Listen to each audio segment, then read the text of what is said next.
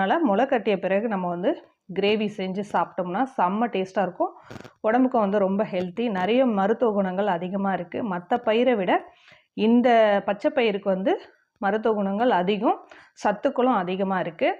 So இதை வந்து தவறாமல் வந்து நம்ம வாரத்தில் ஒரு 2 நாளாவது வந்து சமைச்சு சாப்பிட்டுடணும்.